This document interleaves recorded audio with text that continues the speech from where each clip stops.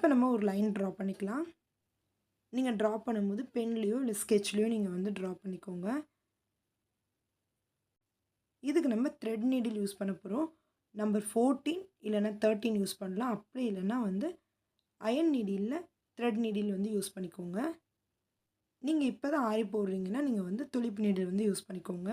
இப்போ பாருங்கள், நான் துளிப் நீடில் வச்சு தான் உங்களுக்கு வந்து செயின் ஸ்டிச் போட்டு காட்ட போகிறேன். இந்த ஸ்டிச்சை நீங்கள் வந்து அயன் நீடிலையும் போடலாம்.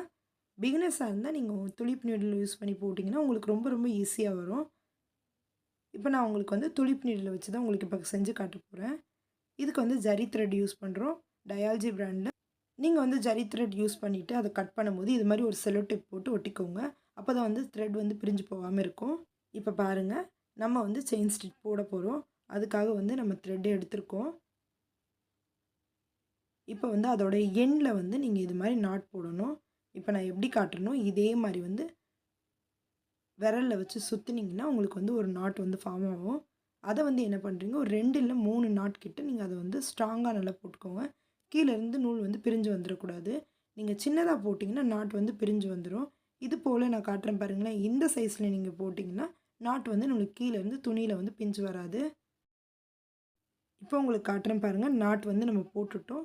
இது மாதிரி நீங்கள் நாட் போட்டுக்கோங்க. இப்போ